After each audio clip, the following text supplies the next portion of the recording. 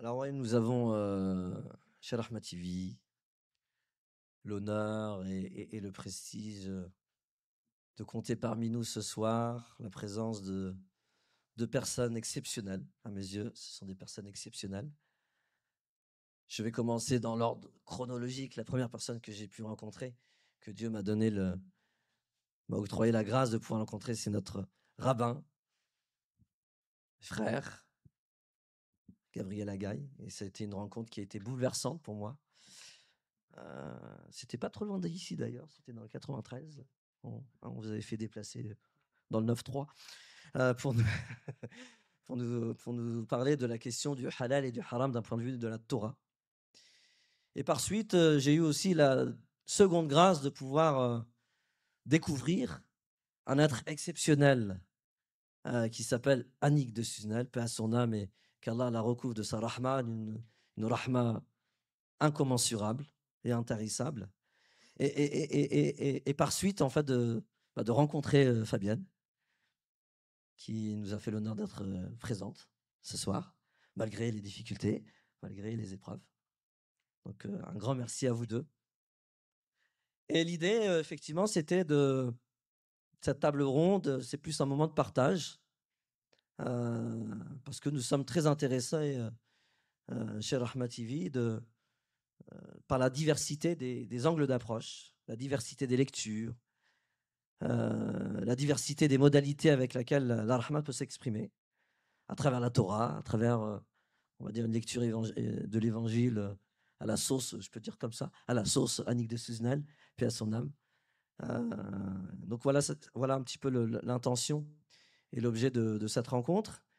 Et j'ai envie de donner la parole pour respecter la chronologie historique, parce qu'il y a une cohérence divine, une logique divine je dirais, la chronologie historique de la révélation de la Sainte Écriture.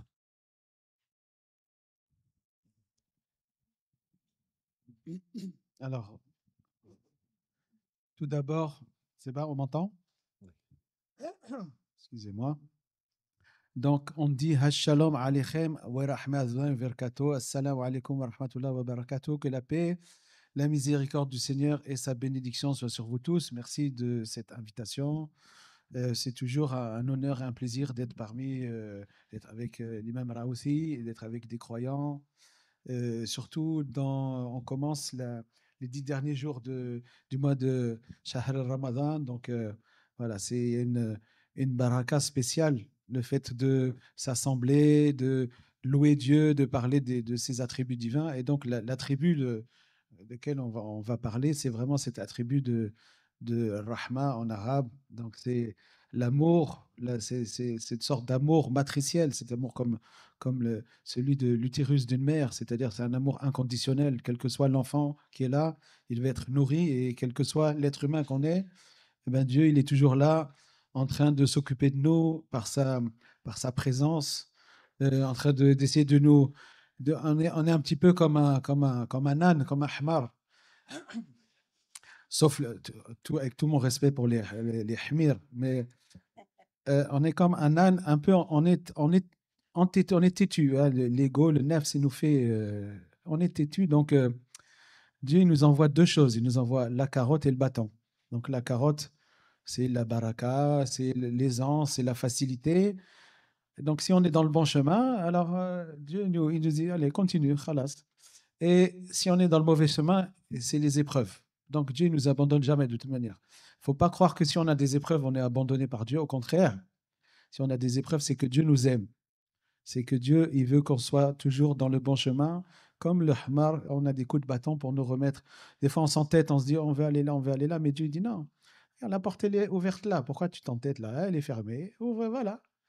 Donc, toujours être dans cette attitude de reconnaissance envers tout ce que Dieu nous envoie, les bonnes choses comme les mauvaises choses. Alors, dans la Torah, chez nous, dans notre tradition juive, on dit même si, par exemple, son champ a été emporté dans une coulée de boue, bien si sa maison a brûlé, on doit dire quand même merci mon Dieu, merci. On reconnaît que Dieu est à l'origine de tout et on remercie. Donc on a une beracha, donc une bénédiction qu'on dit Baruch Ata, etc. Dayan Emet, tu es juge de vérité. Ô maître du monde, tu es juge de vérité. Et un jour, il y a quelqu'un a demandé à quelqu'un qui n'était pas religieux, il voulait voilà, s'engager dans la Torah, dans la pratique, il y a 2000 ans. Hein. Et donc, il a été voir les rabbins, il a dit, voilà, j'aimerais bien on me fasse le pitch de la Torah, savoir à quoi je vais m'engager, comme ça. Donc, il va voir le vieux rabbin de l'époque, Rabbi Hillel Azaqen, Hillel l'ancien, et il lui dit, s'il te plaît, mets-toi sur un pied et fais-moi le passer. Pourquoi? Parce que quand on demande une question à un rabbin, c'est un piège. Sinon, il peut parler longtemps. Donc, il a dit, mets-toi sur un pied. Meskin, il avait 80 ans, donc sur un pied, ça va être rapide. Mets-toi sur un pied, dis-moi, c'est quoi la Torah? Alors, Hillel était gentil, c'était vraiment un parangon de rahma, vraiment d'amour, de compassion. Et donc, il s'est mis sur un pied et il a dit, voilà, il a dit en araméen, il a dit, Man desane alakh le havrakh la ta'avid. Il dit, ce que tu ne veux pas qu'on te fasse à toi, ne fais pas à l'autre. Il disait que la Torah, c'est ça toute la Torah. Tout le reste, c'est son commentaire. Maintenant, vas-y, fais la Torah. Donc voilà, c'est la base de la Torah. Cette rahma-là, elle peut prendre deux formes. Donc il y a la forme minimum, yani au minimum, ne fais pas à autre ce que tu veux pas qu'on te fasse. Ce qui est la manière la plus facile, si vous light, de faire en fait ce que tu aimerais qu'on te fasse, fais-le à l'autre. Yani, l'autre, c'est un autre toi-même. Donc c'est-à-dire que ce que tu vois, si toi tu étais à la place de l'autre, qu'est-ce que tu aimerais qu'on te fasse? Par exemple, si tu étais assis dans la rue comme ça, parce qu'il n'y a pas de toit, tu n'as rien à manger, tu n'as pas d'argent, tu aimerais bien que les gens ils viennent au moins avec un sourire, pas t'ignorer, au moins te donner, tiens, voilà un euro, qu'est-ce que tu as besoin de quelque chose, est-ce que tu as où dormir, et voilà, des choses comme ça. Donc c'est toujours ce sentiment d'humanité. Voilà, c'est ce sentiment d'humanité qui fait notre fraternité. Et on a besoin de ces moments-là de fraternité, ces moments-là d'amour, de rahma, de respect, d'amour qu'on a entre nous, pour mettre la lumière dans ce monde. Parce que comme vous voyez, il y a beaucoup d'obscurité dans le monde. Il suffit de voir tous les problèmes politiques déjà intérieurs et sociaux, géopolitiques au niveau extérieur. Donc toutes les forces sont là pour nous diviser, pour nous faire oublier notre humanité. On déshumanise l'autre de manière à pouvoir le massacrer, à le génocider, etc. Et nous, ce qu'on fait, c'est en contrecarre, on fait le contrepoids de cette obscurité-là, nous on met la lumière. Donc nous, on est là, c'est chacun de nous, en fait, comme on est tous reliés, si nous, on s'élève, si nous, on fait ces pratiques de lumière, si nous, on fait ce discours de lumière, à ce moment-là, on va éclairer le monde. Il ne faut pas désespérer de l'obscurité. De la même manière que l'obscurité, elle influence, la lumière aussi influence. Et on est tous reliés. Et moi, je me souviens, quand j'étais petit, j'avais un rabbin, il prenait une nappe comme ça, il dit, regarde, Gabriel, on est tous reliés. Il pince un morceau de la nappe, il lève, il dit, tu vois, quand tu lèves juste un petit coin de la nappe, toute la nappe, elle s'élève. Voilà, c'est ça l'humanité. Donc, on est tous liés. Il suffit que chacun il lève un morceau de la nappe, et puis petit à petit, toute la nappe, cette conscience de l'humanité va aller vers la lumière. Donc, on va basculer. On est dans des moments de charnière un petit peu, et nous, on est là. On ne désespère pas dans la rahma de Dieu, on ne désespère pas dans la rahma les uns des autres, et on est là dans ces moments-là pour mettre de la lumière et la partager avec le monde. Merci. Gratitude.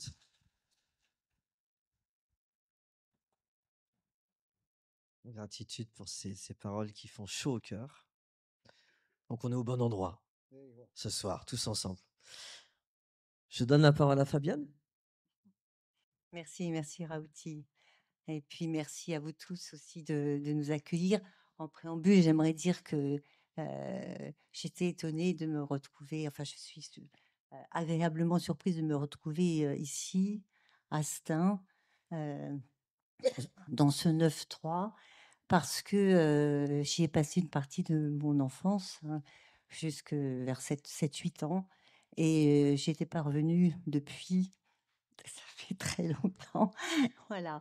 Et j'ai même essayé de rechercher cette cité du Moulin Neuf. Je ne sais pas si ça existe encore à Stein, pour ceux qui connaissent. Mais bon, c'est pas grave. En tout cas, voilà, c'était déjà une première chose qui m'a touchée quand j'ai appris que c'était ici. Voilà. Ravie aussi et merci de m'avoir invitée. Alors, vous voyez bien, c'est au nom, comme l'a dit Raouti, d'Annick de Souzenel que je suis là. Certains d'entre vous la connaissent ici, je sais. Annick de Souzenel, qui est née au ciel, comme on dit dans notre tradition chrétienne orthodoxe. Elle est née au ciel au mois d'août 2024, à l'âge de 101 ans. Donc on peut dire rassasiée de jour, tel Abraham. Voilà. Donc oui, paix à son âme, et je suis encore très touchée de parler d'elle. Alors comment parler de cet amour? Je vais vous dire simplement que parler de l'amour de Dieu, de l'amour en Dieu, ou de comment aimer Dieu, et comment Dieu nous aime, et comment sentir ça. C'est une question que je me suis toujours posée. Vous voyez, on peut aimer sa famille, ses amis, ses enfants, ses voisins, mais c'est quoi cet amour dont on nous parle inconditionnel? C'est une question que je me suis toujours posée. Et il s'avère que notre chère Annick de Souzenel, dont j'ai repris beaucoup, évidemment, pour diffuser son enseignement, faire plus que le diffuser, j'espère, le transmettre, hein, nous disait toujours, tu sais, tout ce que tu enseignes, un jour il te sera demandé de le vivre et d'en faire l'expérience, hein. Sinon, ça sert de rien. Voilà. Et assure-toi que dans tes groupes, ceux qui suivent l'enseignement, que cela les transforme. Et assure-toi qu'ils le vivent, cet enseignement, que ça reste pas que des paroles. Et vous serez éprouvés. Voilà. Et si vous n'êtes pas prêt d'être éprouvé, arrêtez de suivre mon enseignement et de le diffuser. C'était très fort, ces paroles. Et voilà. Et c'est pourquoi je voudrais témoigner aujourd'hui que être éprouvé, c'est pas forcément parce qu'on s'est trompé de chemin et qu'à un moment, effectivement, nous sommes ramenés dans un droit chemin pour notre bonheur et pour notre bien-être. Ça peut être aussi pour éprouver. Là, je vais prendre le mot éprouver, c'est-à-dire ressentir, vivre, faire l'expérience de ce que nous disons. Et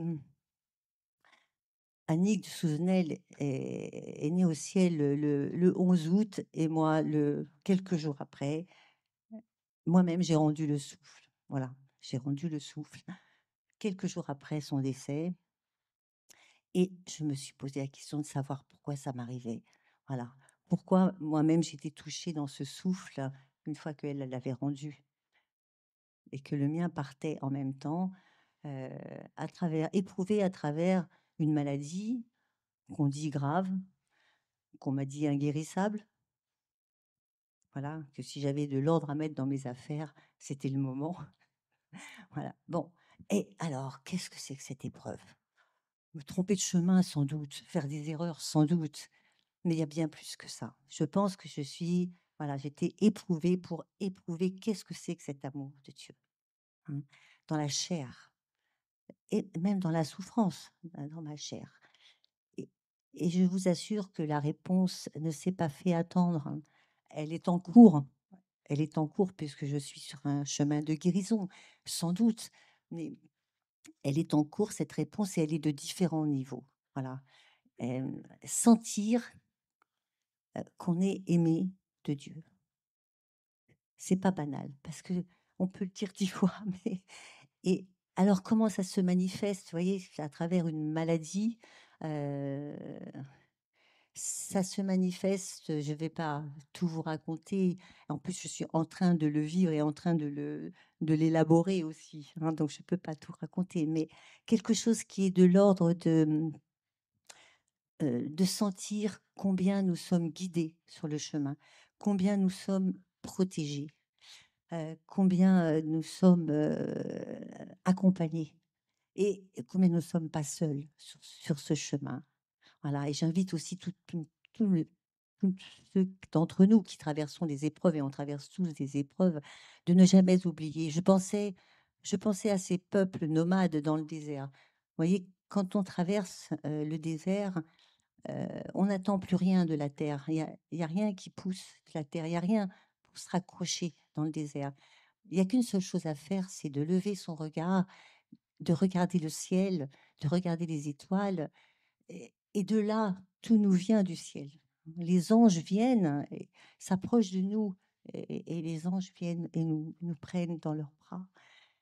Et je peux vous dire que ça, je l'ai senti. C'est une énorme protection euh, qui fait qu'on n'est pas seul.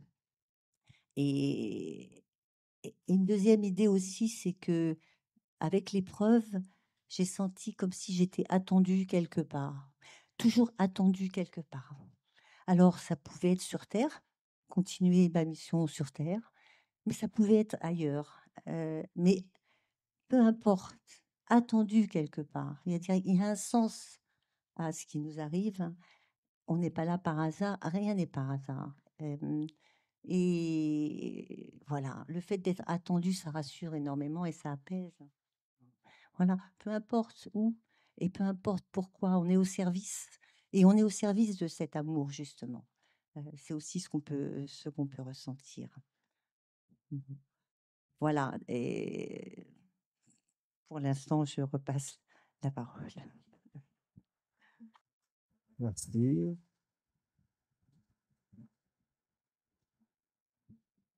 Merci pour ces paroles touchantes. Et je reprendrai la formule, parce que je ne la connaissais pas. Naître au ciel. Elle est magnifique. Naître au ciel plutôt que de un tel est mort. Entre les deux, comme dirait l'autre, il n'y a pas photo. Et j'ai envie de partager, donc j'allais dire c'est marrant, mais dans un sens spirituel, que tu mentionnes cette notion des anges.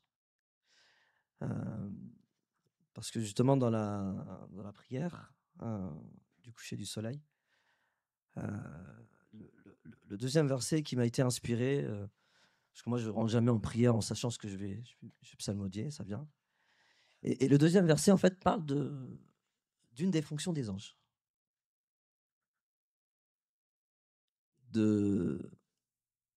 Au-delà d'être dans cette exaltation, ce chant, cette louange de Dieu, il y a des anges qui ont une fonction tout à fait particulière et qui est liée à l'être humain qui est effectivement en grande difficulté, qui se retrouve effectivement dans cette traversée de désert, désorienté, parce que dans un désert, c'est rare qu'il y a des repères. Et puis effectivement, avec une espèce d'urgence, parce que ce désert ne produit aucun fruit. Donc pas la possibilité de maintenir sa structure d'un point de vue biologique et alimentaire.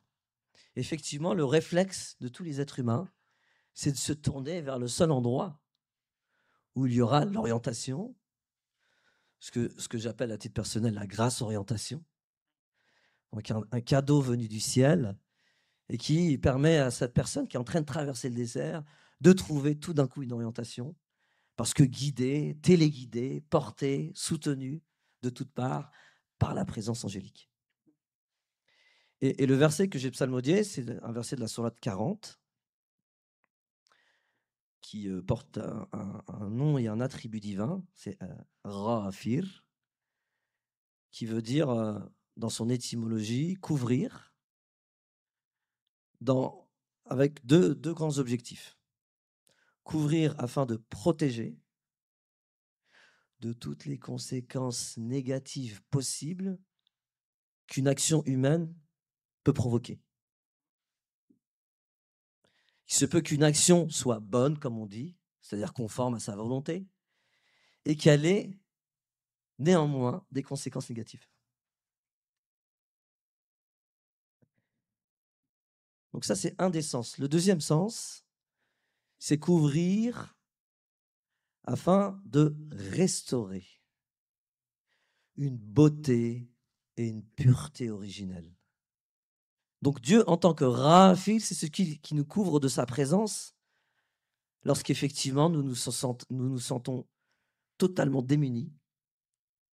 Et c'est une présence qui va effectivement nous protéger, qui va nous garder, nous conserver. Et en même temps, une présence qui est tellement dense, tellement pure, tellement belle, qu'elle est en capacité de restaurer cet état originel dans lequel nous y étions tous. un état de pureté immaculée et un état de beauté. Parce que le bon Dieu a voulu nous concevoir à son image. Et Dieu est beau, et Dieu est pur, et Dieu est bon. Et ces anges, en fait, qui sont d'une certaine manière à l'affût de toute âme qui chemine, de toute âme qui essaye de comprendre justement cette notion d'amour divin, de toute âme qui est amenée à traverser le désert, seule bien évidemment, parce qu'il s'agit de muter. Et le terme arabe qui correspond à cette notion de mutation, c'est al-maut. Alors je ne sais pas, je n'ai pas de connaissances là-dessus, mais je pense qu'il y a un lien entre le mot mutation et le mot arabe maut. Qui a emprunté de l'autre, je ne sais pas. Mais al-maut, qui est habituellement traduit par la mort, il faut le traduire par la mutation. Et dans cette racine, il y a aussi cette notion d'être, d'une certaine manière, comme un orphelin, c'est-à-dire esseulé. Effectivement, lors de toute mutation, nous sommes seuls. On peut être entouré de la planète entière, mais c'est nous qui devons muter. Donc cette notion de solitude est intrinsèquement liée à la notion de mutation, et en langue arabe, les deux termes sont cousins. Il y a une filiation étymologique entre le mot maut, qui est cette notion de mutation, et le mot yatim, qui habituellement il est traduit par orphelin, mais en réalité c'est l'esseulé qui est amené à faire face à une mutation prochaine. Je peux me permettre, Oui, ça bien me sûr. fait penser que dans ce que tu dis, donc effectivement, il y a aussi un lien entre la mort et la mutation, hein. Pour Annick de Souzenel, Dieu n'a pas créé la mort, évidemment. Et donc, mout en hébreu, mais je parle toujours sous le contrôle de Gabriel. Bon, nous l'avons traduit, nous, par muter, hein, voilà, cette mutation. Et voilà, et cette solitude, on est seul et on n'est pas seul. Alors, on est seul, mais ça me fait penser, cette solitude ou cet orphelin, ça me fait penser à ce qu'on appelle l'abandon. Nous disons, nous, que Jésus, sur la croix, a dit, mon Père, pourquoi m'as-tu abandonné, hein. Donc, c'est cet abandon, c'est-à-dire ce moment où, bien sûr, on pense que Dieu s'est retiré. Mais voyez, il s'est retiré comme nous, les parents, on se retire pour que nos enfants puissent vivre, voler de leurs propres ailes. Voyez, donc c'est un retrait, mais qui n'est pas un retrait. Mais c'est aussi effectivement des passages comme ça où on peut se sentir abandonné, c'est-à-dire seul, alors qu'on est quand même que Dieu veille au grain. Il veille au grain de toute façon, hein. Mais ce passage, voilà, pourquoi m'as-tu abandonné? Parce que c'est seul qu'on va traverser cette zone. Ouais, voilà, c'est bien. Oui, bah, En écho. oui, c'est en écho, complètement en résonance.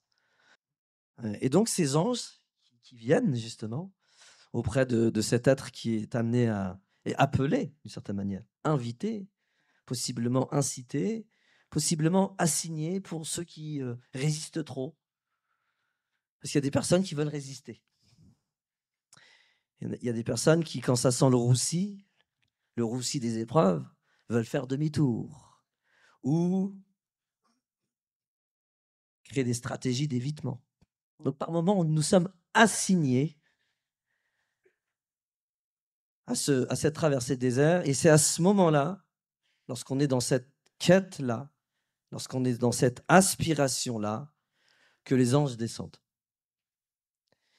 et qui font ce que le Coran appelle à l'istighfar en faveur de ce cheminant, en faveur de cette âme qui est amenée à passer d'un état à un autre, d'un degré à un autre. Et c'est ça, ce verset qui m'a été finalement inspiré dans la prière. Et quand j'entendais ton témoignage et ton partage, je me disais, il n'y a pas d'hasard, hein. Enfin, Einstein disait que le hasard, c'était le bon Dieu qui se baladait incognito. C'est ça. Voilà, c'est ça. Donc, on parle de la même chose. Et je voudrais juste partager cette notion de Rahma d'un point de vue coranique. Alors, elle est présente complètement dans la Sourate 55 que j'ai psalmodiée. Et elle termine par un verset qui renvoie à ce que j'appelle moi les deux branches, les deux grandes branches de la Rahma. Al-Jalal et Al-Ikram. Et dans chacun de ces deux termes, il y a des significations éminemment importantes, puisque le Jalal, c'est la branche d'une présence divine qui embrasse toute chose afin de le protéger, de le conserver, de le garder, de le prémunir de tout ce qui pourrait lui nuire, rendre sa vie désagréable, possiblement l'anéantir intérieurement parlant, le bouleverser, le terrasser, l'accabler. Donc ça, c'est la branche du Jalal. Et dans cette branche-là, on a énormément de noms divins, qui sont des noms, je vais le dire comme ça, même si d'un point de vue étymologique, ce n'est pas très juste, on ne va pas être très rigoureux ce soir, hein, ce n'est pas très grave. Il y a un côté affectif dans tous les noms divins qui relèvent de cette branche-là. Comme pour nous dire, même si vous avez l'impression d'être abandonné, Dieu ne peut pas nous abandonner parce que notre existence est conditionnée à la présence divine. Si la présence divine devait disparaître, notre existence disparaîtrait et le monde disparaîtrait. Donc ça, c'est la branche du Jalal, puisque tout à l'heure, on va s'inviter les uns les autres justement à partager un moment en chœur de ce qu'on appelle, nous, al-dhikr.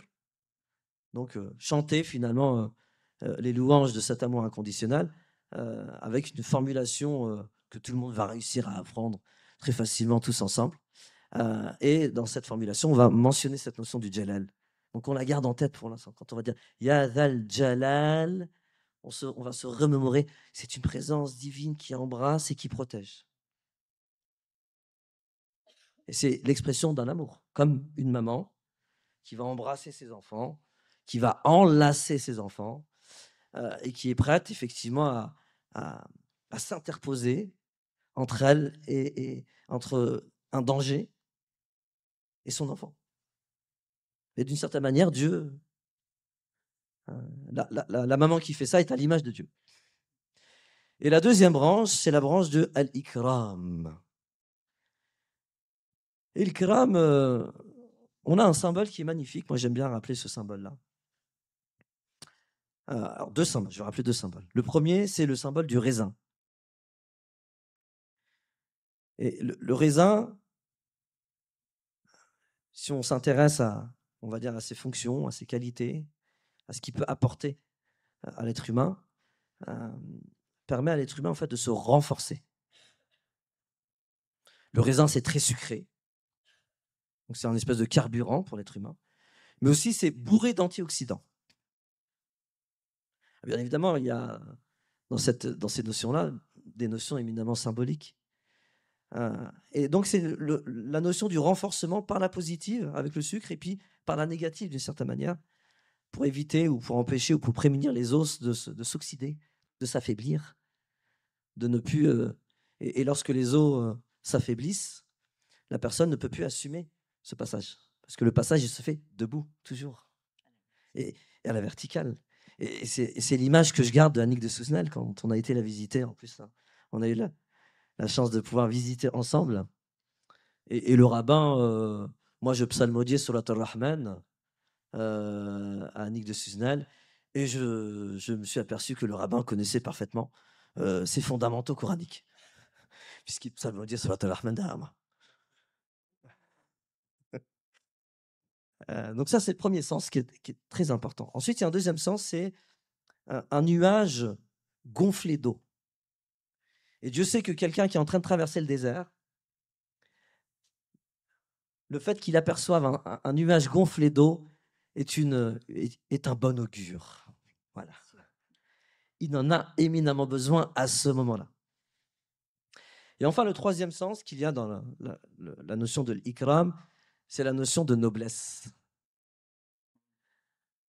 Donc finalement, regagner, d'une certaine manière, regagner ces lettres de noblesse, Puisque coraniquement parlant, lorsque Adam est sorti du paradis, le terme coranique qui est utilisé, c'est « Wa'asa Adamu rabbahu fa-rawa ». Et rawa en langue arabe, un des sens, c'est se dégrader dans le sens de perdre en degrés. Perdre en degrés. Et l'ikram, c'est regagner ses degrés perdus. Donc ça, c'est deux grandes branches. Et moi, quand je vous écoutais tous les deux, je voyais ces branches, en fait, exprimées d'une manière différente, mais exprimées tout de même.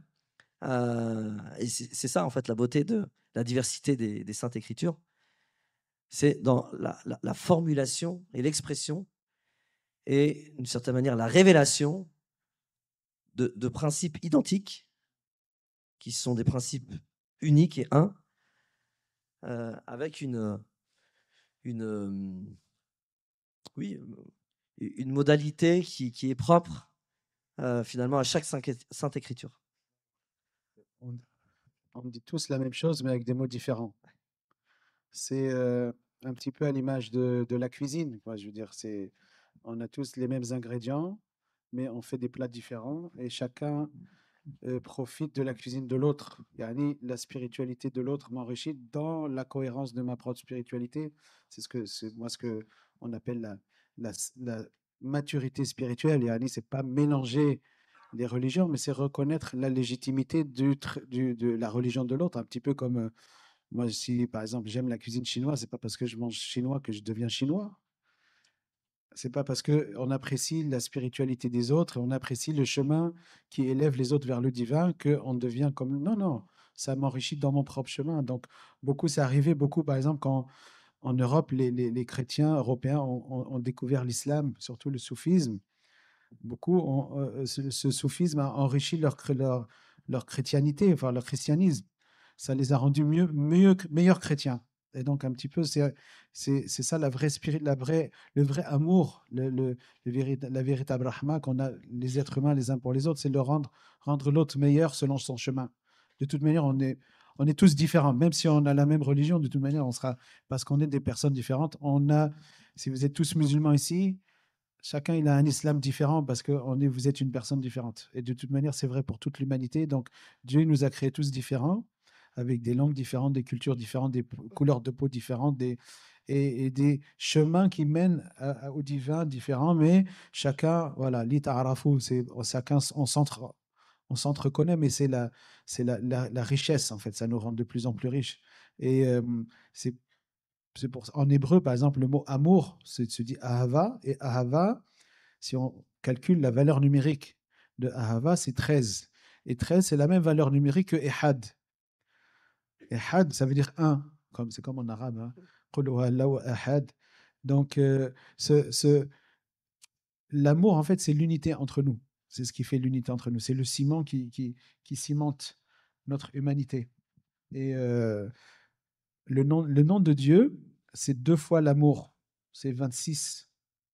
C'est 26 parce que Dieu, il a créé ce monde afin que nous l'aimions. Donc, c'est-à-dire, dans l'amour, il faut au moins quelqu'un qui fait l'action d'aimer et quelqu'un qui reçoit l'action d'aimer. Vous voyez. Donc, et quand on fait la valeur numérique du tétragramme, 26, mais quand on l'écrit en toutes lettres, ça fait 45. Et 45, c'est Adam. Donc, c'est l'être humain. Et donc, la valeur, l'essence, l'intériorité même de l'être humain, c'est Dieu. Donc, nous sommes à l'image de Dieu, c'est-à-dire nous sommes en potentiel quand on arrive à se libérer de cette idole du nafs qui a pris place dans le temple du cœur à la place de l'image de Dieu. Quand on arrive à enlever, on a ce miroir dans lequel vraiment Dieu se reflète dans son entièreté, entièreté, voilà, son entièreté tout entier. Et donc voilà, on réalise notre véritable nature qui est Dieu et qui est l'amour, bien évidemment. Donc la clé de la réalisation de Dieu, c'est pour ça que Hillel disait, voilà, la clé c'est l'amour. La clé c'est l'amour. Voilà, réalisons Dieu, et c'est ce qu'on fait dans le zikr. En fait, on court-circuite le nafs pour atteindre tous ces ismes, ces noms magnifiques de Dieu qui vont petit à petit être incarnés en nous. Et dans la Torah, juste pour finir, il y a un verset qui dit il faut être daver, il faut dafkhubo, il faut s'attacher. La racine d'avaqa, c'est s'attacher. Il faut s'attacher à Dieu. Alors les commentateurs disent comment tu peux t'attacher à Dieu? On a un autre verset qui dit Dieu est un feu dévorant. Alors si tu t'attaches à un feu, tu es brûlé. Non, ils disent non, il faut t'attacher aux vertus, aux qualités divines. Comme alors en hébreu on dit donc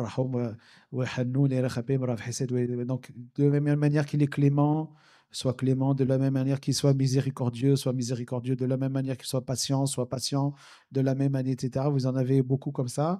Vous en avez 99 de manière symbolique. Nous, on en a 111 de manière symbolique aussi, mais je veux dire, les attributs de Dieu, ils sont infinis.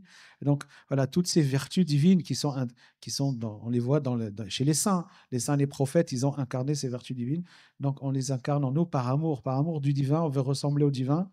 Et donc, la déviqut, qu'on dit en hébreu, c'est l'attachement aux valeurs, c'est-à-dire la divinisation, si vous voulez, être dans le chemin divin de Dieu, c'est vraiment être l'incarnation des vertus divines. Oui, Un peu, hein? Et ce Dieu est un, pour reprendre aussi cette image de l'arc-en-ciel, vous voyez, c'est-à-dire de cette lumière une, la lumière blanche, hein, une, et qui vient se diffracter comme ça selon les résonances et qui fait toutes les lumières de l'arc-en-ciel. Donc on pourrait considérer nos religions ou toutes nos traditions comme autant de lumières de l'arc-en-ciel et qui comprennent toutes à l'intérieur, la lumière une, la lumière blanche. Voilà. Et donc, il ne s'agit pas de les mélanger parce que ça ferait pas une jolie couleur de mélanger toutes ces couleurs de l'arc-en-ciel, mais savoir qu'elles contiennent toute la lumière une, hein, c'est une lumière blanche. Voilà. Je crois que c'est une belle image aussi de, de toutes nos traditions, de toutes nos richesses et de nos différences, sans oublier ce qui fait notre unité, justement.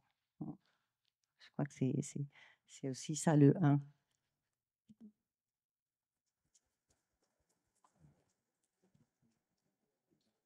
Bah, à chaque fois que vous ouvrez la bouche, il y a toujours un terme, une racine qui est en totale résonance. Donc, tu disais que c'est un double amour. Bah, c'est exactement ce qu'on retrouve dans le nom Ar-Rahman. Ar-Rahman, puisqu'en langue arabe, le alif et le noun est toujours indicateur d'une forme de dualité qui va introduire justement cette dualité dans l'amour divin. C'est un double amour qui veut dire, en tout cas d'un point de vue coranique, une double modalité. Et cette double modalité, elle est très importante. C'est les doubles modalités de la matrice. La matrice, elle a deux modalités dans son fonctionnement.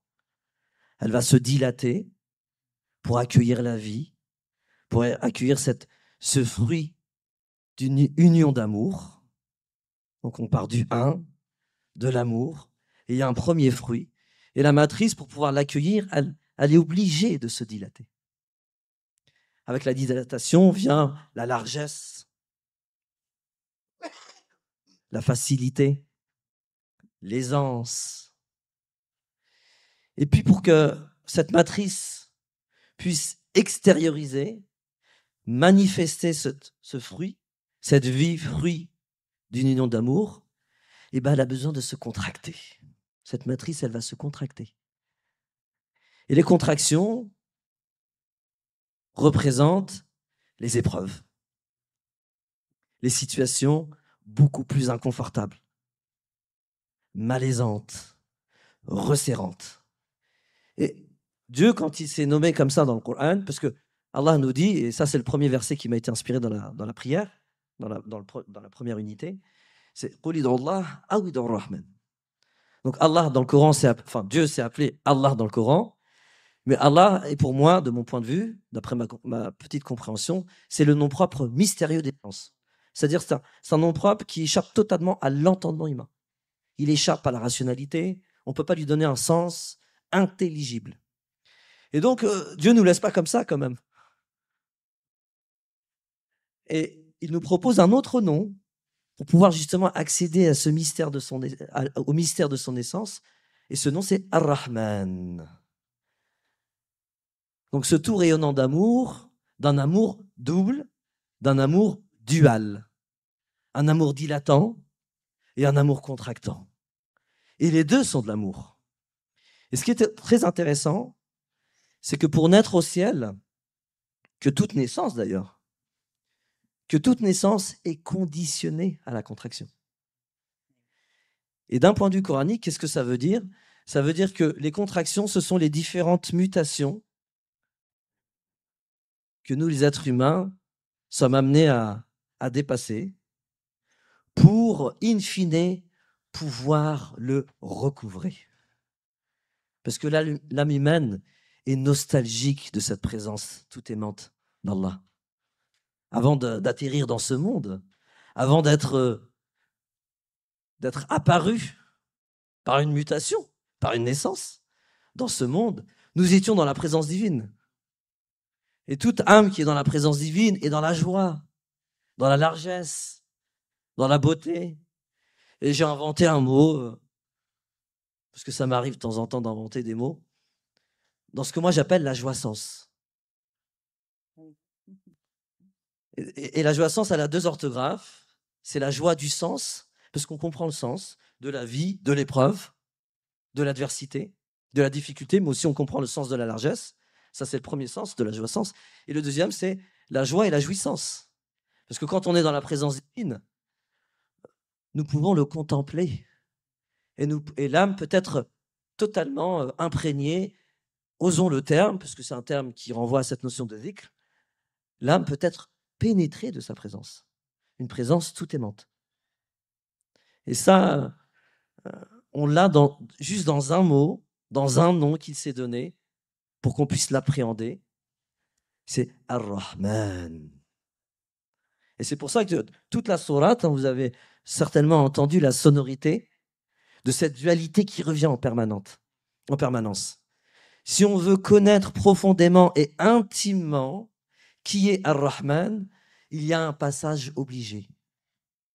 Appréhender son amour avec ses deux modalités, dilatante et contractante. Et donc, le 26, le 26.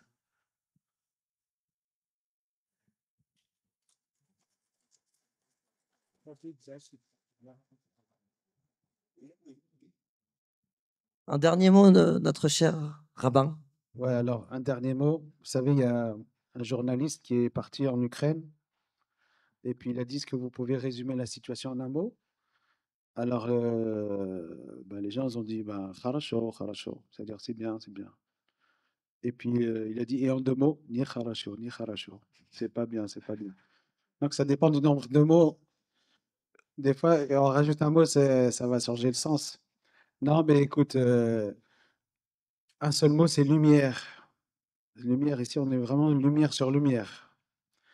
Donc voilà, c'est une grande bénédiction d'être ici. Voilà, moi, je me nourris de cette beauté, de toutes ces âmes qui sont magnifiques, de cette lumière qu'elle a, de voilà, tout le monde est venu avec un bon cœur, avec un sourire, avec une présence aimante, respectueuse les uns des autres. Donc voilà, c'est magnifique.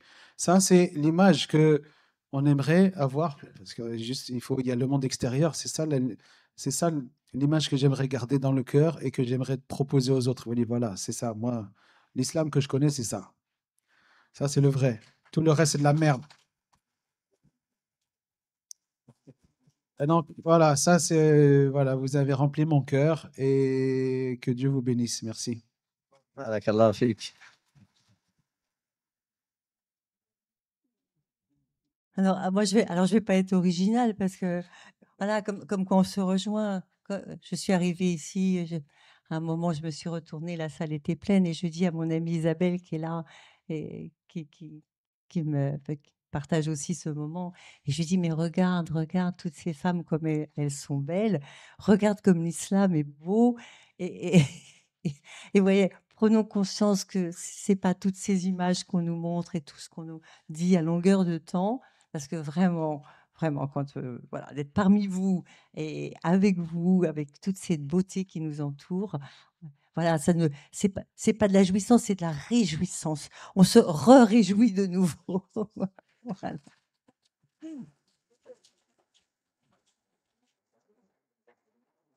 Donc, en un mot, je ne vais pas être original, de la réjouissance.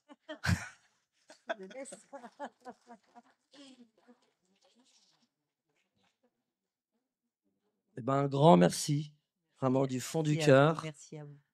hein, parce que vous nous avez remplis.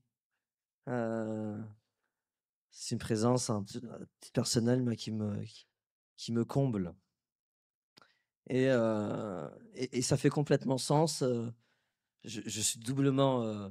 Parce que le deuxième mot qui me venait à l'esprit quand je vous faisais faire l'exercice, c'était privilège. Ouais. Je me suis dit, en fait, le mot là qui est là, c'est je me sens privilégié d'être là ce soir, parmi effectivement toutes ces belles âmes, privilégié d'avoir été choisi, hein, parce que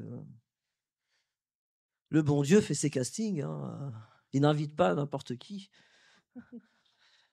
Donc ça, c'est un deuxième privilège. Et puis le troisième, c'est finalement voir, et nous étions à des moments différents, mais tous les trois présents avec Annick, même si ce n'était pas tous les trois là avec Annick, mais tous les trois présents avec Annick à des moments différents, où il y avait cette insistance d'Annick, paix à son âme, sur la nécessité de pouvoir impulser des élans d'amour dans l'unité et la diversité. Donc ça, c'est le troisième privilège que je ressens là tout de suite. Et je pense qu'elle nous voit, et je suis sûr qu'elle est fière. Elle dit, franchement, ils ont assuré. Merci, merci pour elle.